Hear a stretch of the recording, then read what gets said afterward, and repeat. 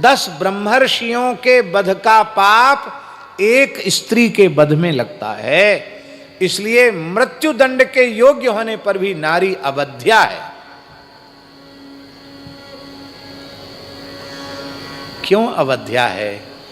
क्योंकि वो जननी है, उसमें मातृत्व है, और संसार की जितनी माताएं हैं उनकी सबकी जननी, जननियों की जननियों की जननियों की जननी पूज्या गौ माता है।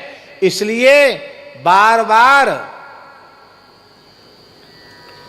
वेद में गाय को अवध्या कहा गया है। स्त्री अवध्या है, गाय अवध्या है। पर जहां गाय और स्त्री दो उपस्थित हों वहां क्या है, यह भी एक बड़ी सूक्ष्म बात है। वाल्मीकि रामायण में भगवान श्री राम से महर्षि विश्वामित्र कहते हैं, जही माम दुष्टचारिणीम, इस दुष्ट आचरण करने वाली ताटका का वध कर दो। राम जी के रोंगटे खड़े हो गए, बोले स्त्री हत्या में बड़ा पाप लगता है। गुरु जी ने पढ़ाया, वशिष्ठ जी ने 10 ब्रह्मर्षियों की हत्या का पाप लगता है, ये भी गुरु जी हैं। कहे थे कि मार दो, कैसे मारें? तो राम जी थोड़े असहज हो गए। तो फिर विश्वामित्र जी ने बताया कि ऐसे ऐसे भगवान विष्णु ने भी एक बार ऐसा किया था, उनको दोष नहीं लगा। विशेष परिस्थिति में ऐसा हो सकता है और मैं आज्ञा दे रहा हूं। सारी बात को सुन समझकर राम जी क्या उत्तर दे रहे हैं, ये भगवान श्री राम का उत्तर स्वर्णाक्षरों में सारे भारतवर्ष में लिखा देने योग्य है। अरे स्वर्णाक्षर नहीं तो सामान्य रंग से ही घर घर में लिखवा दो। ये महावाक्य है प्रभु श्री राम का, वाल्मीकि रामायण का। भगवान श्री राम कह रहे हैं, क्या कह रहे हैं? बहुत प्यारी बात।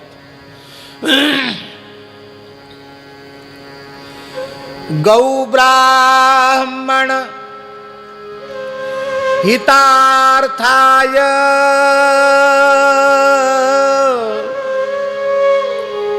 देशस्य च हिताय च तव चैवा प्रमेयस्य वचनं कर्तुमुद्यतः। बड़ा अद्भुत वाक्य है महाराज जी। भगवान श्री राम कह रहे हैं, गुरुदेव आपकी आज्ञा धर्म विरुद्ध नहीं हो सकती है, धर्म शास्त्र के अनुकूल ही होगी। इसलिए मैं आपकी आज्ञा पालन के लिए प्रस्तुत हूं। पर आज्ञा पालन में हेतु क्या है? गौ ब्राह्मण हितार्थाय, गौ के हित के लिए, ब्राह्मण के हित के लिए, और देशस्य च हिताय च, राष्ट्र हित सर्वोपरि है, देश हित सर्वोपरि है। इस पूरे के पूरे देश के परम हित के लिए और मैं आपकी आज्ञा से आज ताटका का वध करूंगा। इसका आशय क्या है? इसका आशय यह है, गाय की रक्षा, अग्निहोत्र की रक्षा, वेद की रक्षा, धर्म की रक्षा करने वाले ऋषि महर्षियों को खा गई है ये दुष्टा। सहस्रों गायों का भक्षण कर गई है ये दुष्टा।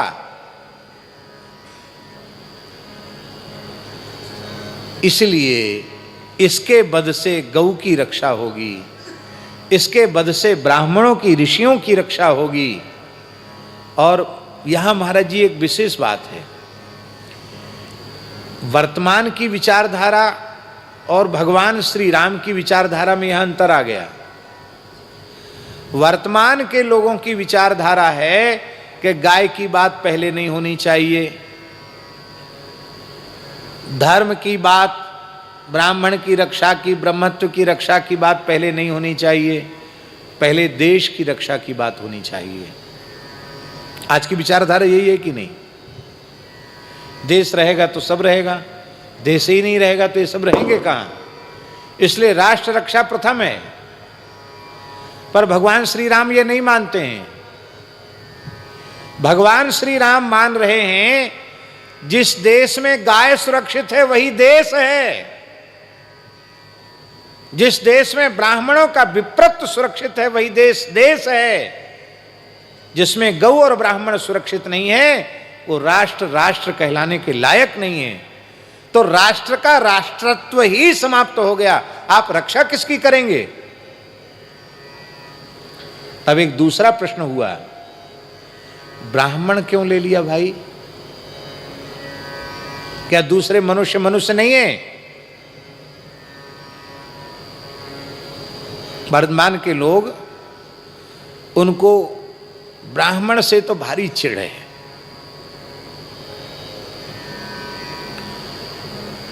थी नहीं है, थी क्यों नहीं? उस समय नेता पैदा नहीं हुए थे, इसलिए उन्होंने जहर भरा नहीं था भीतर। अब कुछ स्वार्थी तत्व जो देश के लिए कोई जिनका चिंतन नहीं है, जो केवल तात्कालिक लाभ लेना चाहते हैं कि हमको कुर्सी मिल जाए, हमको सत्ता मिल जाए, ऐसे लोग वो जाति का जहर घोल करके राष्ट्र को विखंडित करना चाहते हैं।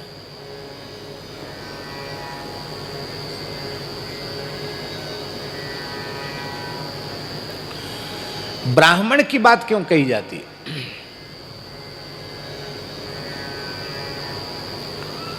बहुत ध्यान से सुने ये बात। चतुष्पाद प्राणी गाय की रक्षा संपूर्ण प्रकृति पर्यावरण सहित पूरे ब्रह्मांड की रक्षा है। गाय की रक्षा से समस्त प्राणियों की रक्षा होगी और ब्राह्मण की रक्षा से संपूर्ण मानव जाति की रक्षा होगी। क्योंकि धर्मशास्त्र के अनुसार ब्राह्मण है कौन? सर्व समाज की पीड़ा का जो अनुभव करता है वो ब्राह्मण है। समाज के प्रत्येक वर्ग की पीड़ा का जो अनुभव करे वो ब्राह्मण है। क्योंकि धर्मशास्त्र के अनुसार ब्राह्मणोस्य मुखमासीद बाहु राजन्य कृतः ऊरु तदस्य जद्वैस्यः पदव्याग्मु शूद्रो अजायत। शरीर के किसी भी अंग में रोग उत्पन्न होता है, उसकी संवेदना कहाँ होती है? उसकी संवेदना मस्तिष्क में होती है। उसका समाधान कहाँ से निकलता है? यहां से ही निकलता है।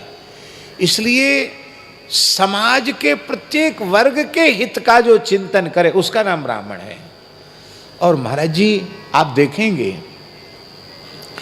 प्रत्येक जीव की पात्रता का विचार करते हुए, योग्यता का विचार करते हुए ऋषियों ने कितना अद्भुत मानव जाति के कल्याण का चिंतन किया है।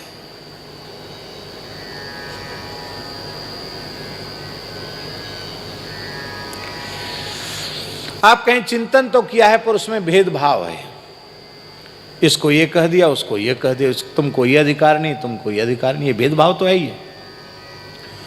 अब इसका एक प्रश्न हम आपसे पूछ रहे हैं, आप उत्तर देना।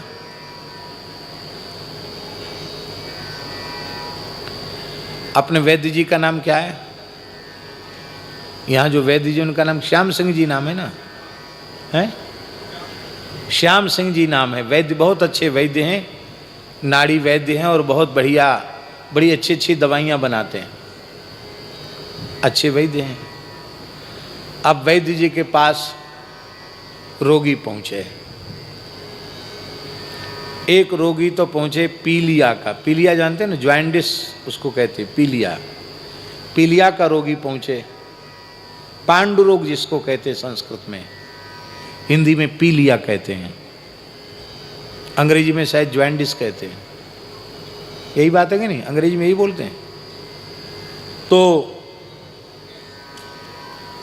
वो रोगी गया वैद्य जी के पास और एक पहलवान जी गए, वो भी बीमार थे, वो भी वैद्य जी के पास गए।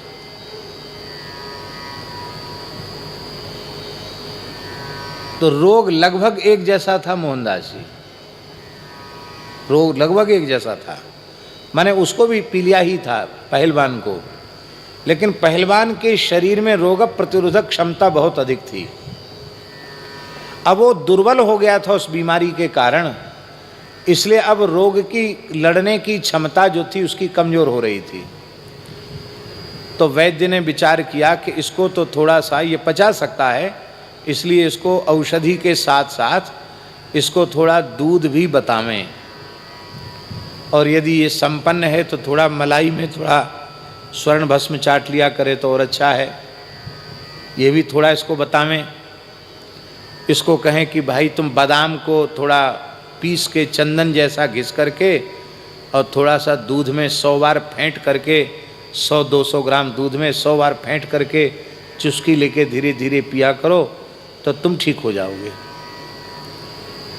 और एक व्यक्ति ऐसा गया, उसको भी यही बीमारी है, और वह व्यक्ति है इतना दुबला पतला, कोई यहाँ दिखाई नहीं पड़ रहा, किसको कहें, हमारे अनूप बाबा है ना, दुबले पतले, अनूप बाबा जैसा व्यक्ति भी पहुंच गया, अनूप कृष्णदास जी के जैसा।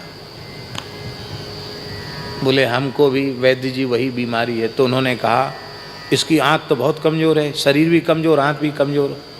उसको कहा कि तुम पीली मूली के पत्ता चबाओ और गन्ने का थोड़ा थोड़ा जूस पियो और ऐसे उबाल के खाओ, घी मत खाना, ये मत खाना, वो मत खाना, हलवा तो भूल के मत खाना।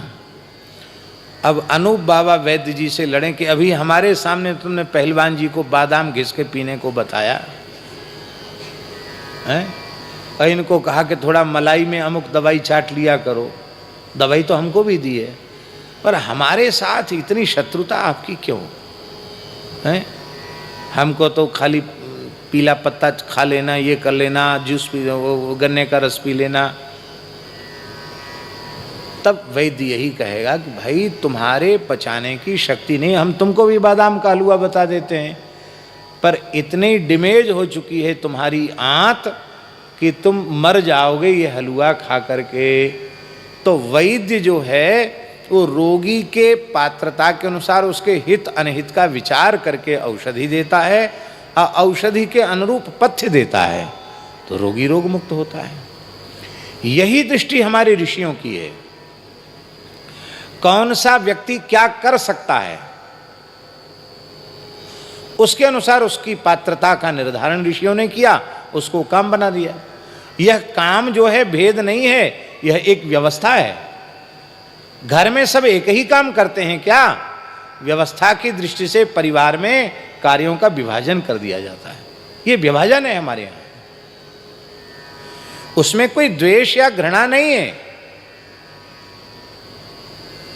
आज हम चर्चा कर रहे थे, आपको स्मरण में होगा, स्कंद पुराण में महाराज जी लिखा है सृष्टि प्रकरण में कि ब्रह्मा जी ने चतुर्थ वर्ण की सृष्टि क्यों की? बोले ब्रह्मा जी ने चतुर्थ वर्ण की सृष्टि गोरक्षा और द्विजातियों के धर्म की रक्षा के लिए की है। हमने उस श्लोक को अंडरलाइन किया है। आप सोचिए कितनी बड़ी बात है। ब्राह्मण यज्ञ करेगा, यज्ञ से वातावरण शुद्ध होगा, सात्विक ऊर्जा का निर्माण होगा, पर यज्ञशाला का निर्माण कौन करेगा?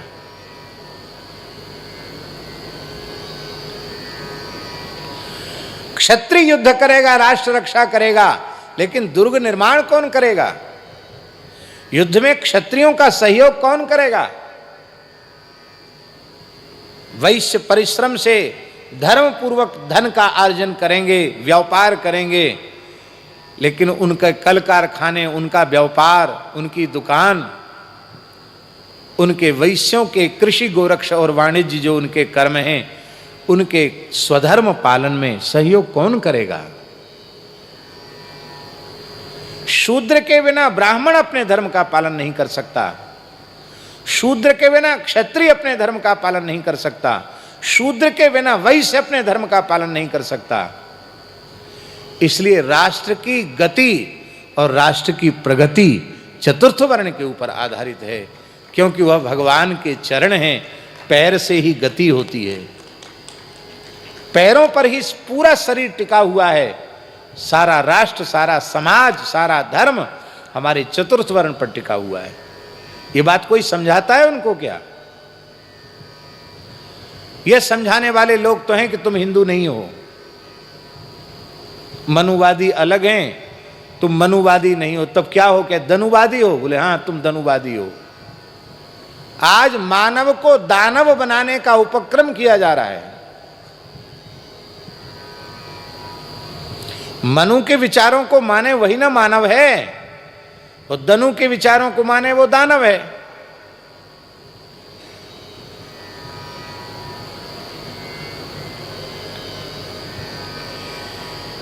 इसलिए ब्राह्मण की रक्षा होने से क्षत्रिय की रक्षा होगी, ब्राह्मण की रक्षा होने से वैश्य की रक्षा होगी, ब्राह्मण की रक्षा होने से शूद्र की रक्षा होगी, मानवता की रक्षा होगी, मानव जाति की रक्षा होगी।